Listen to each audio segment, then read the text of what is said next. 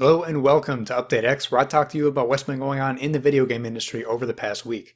Uploaded every Monday morning at 5 a.m. Central Time, and usually streamed live on Twitch on Sundays when I record at twitch.tv/theonlyresh. But I'm not streaming this time because today has been really hectic at my place. I'm recording this in bits throughout the day.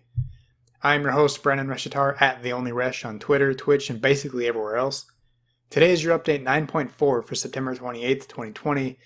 And we are kind of back to normal-ish for gaming news now that last week's episode was basically all about PlayStation and the week before was basically all about Xbox. In this week's episode, I'll be telling you about Microsoft bringing big money to the table to buy more studios, including Bethesda, Amazon getting into the game streaming business, and a possible Metal Gear Solid remake, and plenty more. Let's get started. So we're going to start with Microsoft buying ZeniMax Media last week for $7.5 billion. It's not million, it's billion with a B. If we think about that number for a second, for comparison, Disney bought Star Wars for $4 billion, which is barely over half this acquisition, which is insane. Microsoft has really been trying to reverse the narrative of Xbox having no games. They acquired 6 studios in 2018 and one last year as well as this massive ZeniMax acquisition.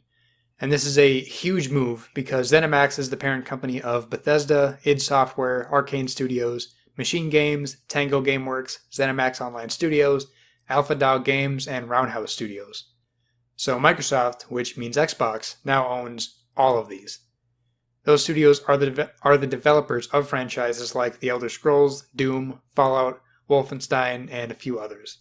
So again, this is an insane acquisition.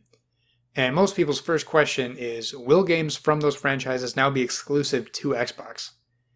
And the interesting thing about this question is Bethesda has 2 timed PS5 exclusives coming soon, which are Deathloop, which is coming in Q2 2021, and Ghostwire Tokyo, also coming sometime next year.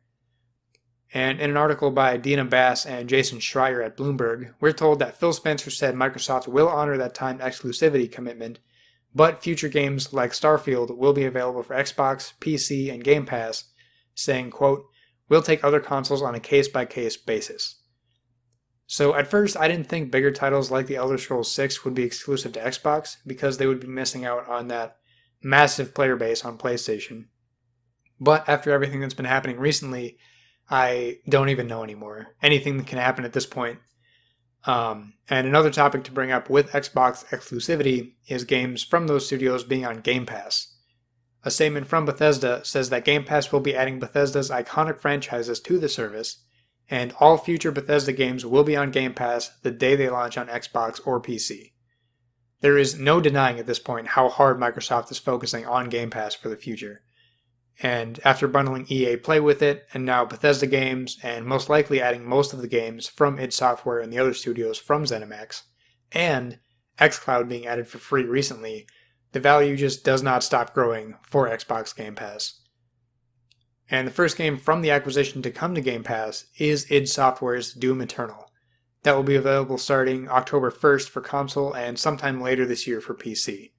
So Xbox is wasting no time getting this ball rolling. And the timing of this announcement is also very strategic as well. It was announced just a day or two before pre-orders for the Series X and Series S went live. I do think this very well could have influenced some people to buy one of the new Xbox consoles instead of buying none, or even instead of buying the PlayStation 5, potentially. Microsoft definitely needed this announcement anyway after the biggest launch title, Halo Infinite, got delayed to next year, which kind of left players with very little software reasons to buy a Series X or S at launch, other than Yakuza Like a Dragon and maybe Gears Tactics. And moving on from that, we've got a quick update on how Xbox and PlayStation pre-orders have been going. And spoiler alert, it is not going well. I talked a little bit about PS5's pre-order mess last week. It was not a good time for anybody involved. Xbox was supposed to go a little bit smoother, and they didn't. I heard some people saying it wasn't quite as bad, but I'm not sure as a whole if it was really that much better. It still sucked anyway, don't get me wrong. Xbox were very confident in their situation and that it would be better, and took multiple shots at PlayStation on Twitter saying, we're going to have a date for you, we're not going to have last minute whatever they said. but there isn't really a good way to handle pre-orders where this isn't going to happen that terribly. The RTX 3080 graphics cards from Nvidia had the same exact problem as well, sold out instantly, like within seconds instantly. More bots, probably, which is unfortunate. But on a brighter note about the next-gen consoles, some notable gaming industry members do have prototype or preview versions of the Xbox Series X. That's people from companies like IGN and Digital Foundry, so they can start testing on the Xbox Series X, and I'm guessing seeing how some things run so they can report back to the community about it. And the Series X model that they got is a not quite final preview version, so it's close, but it's not the final product that they're going to be selling this holiday on November 10th. We'll get a lot more hands-on impressions and technical breakdowns finally. Not sure exactly when we're going to get those. And as for PlayStation, a select few Japanese YouTubers will get hands-on access to the PS5 on October 4th as part of YouTube Gaming Week Japan. There are 12 content creators included, and they'll be uploading videos on their YouTube channels. I'm not sure how much we're going to see. Maybe some Miles Morales, Demon's Souls, maybe see the UI that's getting overhauled for the PS5. You should be able to find those videos on YouTube after October 4th by searching for Try PlayStation 5 on YouTube Gaming Week. And you can find the list of content creators taking part by checking out an article by Push Square called Japanese YouTubers to Go Hands-On with the PS5 in Early October. Now I just need to get my hands on it. Where's my PS5 and Xbox Series X? And moving on from that, Amazon is getting into game streaming with its new service called Luna, which is Amazon's version of Xbox's xCloud or Google Stadia. It's going to have games from Ubisoft, Capcom, 505 Games, Team 17, and more like that. Some of the games I saw posted on the website were Control, Grid, Watch Dogs Legion, Assassin's Creed Valhalla, Resident Evil 7, Metro Exodus, to name a few. More than 100 games will be available on Luna, partly thanks to the service running on Windows software and NVIDIA hardware, meaning it is a lot less work for developers to move their existing games to Luna than it would be to move to Google Stadia and their Linux servers. The service is available on PC, Mac, Fire TV, and web apps for iPhone and iPad. Apple devices are interesting here, considering Microsoft and Apple couldn't come to an agreement to have xCloud on Apple devices because of Apple's rules. Those being that each game has to be approved, and I'm pretty sure each game has to be its own app to launch. So this is a decent workaround where you just launch the Safari browser from your iPhone and play that way. Their website says they are working to add support across more devices in the future. There are some details you will definitely want to know about Luna. It looks like the games come in packages of some sort. There are only 2 subscription options listed on the website currently, and the website calls them game channels instead of something like membership levels or subscription levels or something like that. The first one is Luna Plus with an early access pricing of just $6 a month, which is actually pretty damn cheap. It says you get unlimited hours of play, a growing library of games, up to 1080p 60 FPS with 4K coming soon, and you can stream on 2 devices at a time. That is actually a new and pretty cool aspect for game streaming services.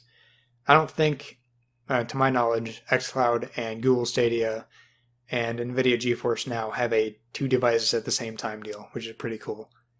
And the second option is just called Ubisoft on the website, or it just has the Ubisoft logo on it. And it says coming soon, so that one's not available for early access members yet. This game channel also comes with unlimited hours of play. It comes with Ultimate Editions with DLC for select titles, I'm assuming just Ubisoft titles, and also up to 1080p 60 FPS, also has 4K coming soon. And with that one you can just stream on 1 device at a time.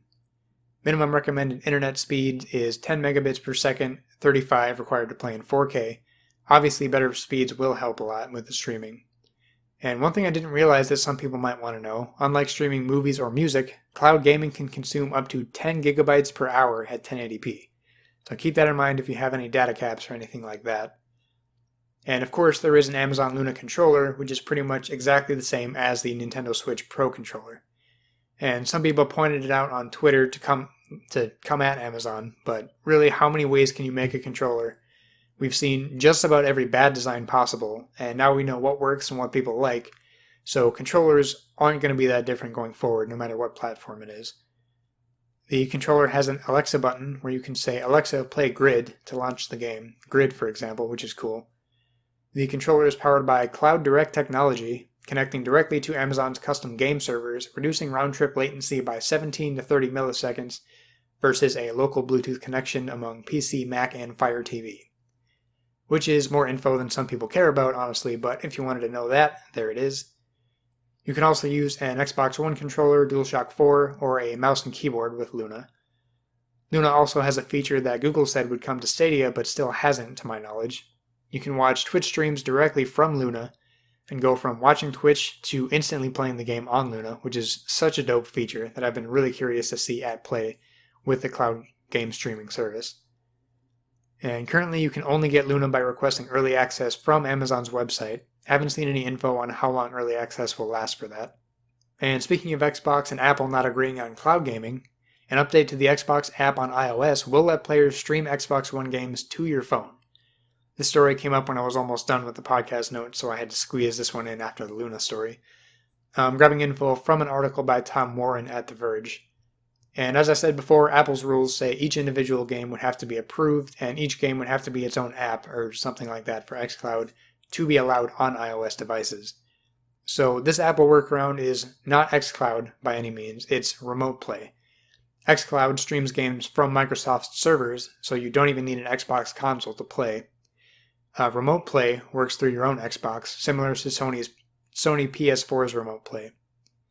You can use the Xbox app on your phone to connect to an Xbox console over Wi-Fi or an LTE or 5G connection. The app then takes control of your Xbox console, and you can remotely start it outside of your home. The Xbox will start up without a sound or the Xbox light at the front, and when you disconnect, it goes back to standby after a brief period of inactivity. This new Xbox app is also a lot faster than the previous iOS version, and it has been totally overhauled to match similar design changes being made across Xbox.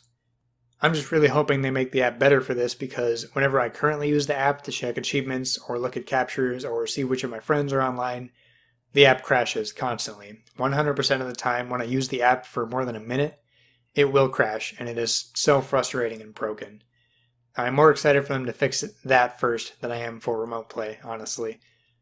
Microsoft is currently testing this Xbox app with test flight members, meaning it should be available generally in the App Store soon for everyone to download. And now on to some talks about a Metal Gear Solid remake. The rumor kind of came out of nowhere in the past few days. I'm grabbing this info from a Screen Rant article by Martin Patino. The rumor came from a YouTube video by Red Gaming Tech, known by some for accurate hardware leaks in the past. He claims that the Metal Gear Solid remake won't be an enhanced version of the game, as was with Metal Gear Solid Twin Snakes on the GameCube, but a complete next-gen remake. Usually I don't give attention to rumors much because a lot of them lead to nothing and I don't want to clickbait anybody. But I do believe this will happen based on what we're seeing here, and it makes sense for Sony making more big moves for PS5 and bringing back classic franchises that haven't been as present recently. The rumor also says the remake will be coming to PC and PS5 exclusively, although the YouTuber isn't sure if the game will release for both those platforms at the same time or not. He also doesn't know how far along in development the alleged remake is, so we don't really know if this is something that's just starting or a decent way through development. And in the same video, he claims that Metal Gear Solid 2 Sons of Liberty, Metal Gear Solid 3 Snake Eater, and Metal Gear Solid 4 Guns of the Patriots will also be released on PS5, but won't be full remakes like Metal Gear Solid, and will possibly just be remasters instead, which I'm sure most people will still be incredibly happy about. Metal Gear Solid and the Metal Gear series as a whole are many people's favorite games of all time. Personally, I haven't played them yet. I 100% plan on it though. Funny thing is, I was actually talking to Woolly Gamer on Twitter about how to play them in 2020, since the older games are only available on certain platforms and with emulation, I think. Metal Gear Solid 3 is his all-time favorite game, so he was more than happy to help me figure out what I needed to do to play the games. And with the news of this potential remake and sequels coming to PS5, I might not have to do nearly as much work to play them, which is awesome. But another way that came out recently to play some of the games, Metal Gear Solid, and the Ultimate Edition of Metal Gear Solid 2 Sons of Liberty, which is called Metal Gear Solid 2 Substance, are all now available on GOG.com. Which also leads me to believe the remake is happening. This is just bringing more hype and more attention to the franchise. On GOG.com, Metal Gear is $6 and the other two games are $10 each. And now I'm just stuck wondering if I should play these now or just wait for the possible PS5 releases. Currently I'm replaying God of War again, so maybe once I'm done with that I'll pick these up on GOG. And also we got a couple more delays recently. First up is Jet the Far Shore, which is the sci-fi adventure game releasing for PS4, PS5, and PC that was supposed to release sometime this year and is delayed to 2021 now. No specific time frame is given for that, so we don't know if it's summer, fall, whatever. And also delayed was the Baldur's Gate 3 Early Access. That one's only delayed a week though. New date is October 6th for that. And something else I wanted to go over, even though part of me really doesn't think it needs to be explained, is the Spider-Man 2018 Remaster and Miles Morales Ultimate Edition. There's been a lot of possible confusion on Twitter, but it could also just be biased fanboys trying to make PlayStation look bad. I really don't think it's that confusing once you spend 2 minutes looking at it. So Miles Morales is a cross-gen title, meaning it's on PS4 and PS5. And people who buy the PS4 version of Miles Morales will get the PS5 upgrade for that game for free. And there's also the Miles Morales Ultimate Edition, which comes with 3 new Spider-Man suits and a full remaster of the 2018 Spider-Man game, with new assets, better textures, resolution, and frame rate, as well as its own new trophy list, which is separate from the 2018 game, so you can go through and get more trophies and another platinum if you're a trophy hunter. The Ultimate Edition is $20 more than the base game of Miles Morales, meaning the 2018 Spider-Man Remaster is essentially $20.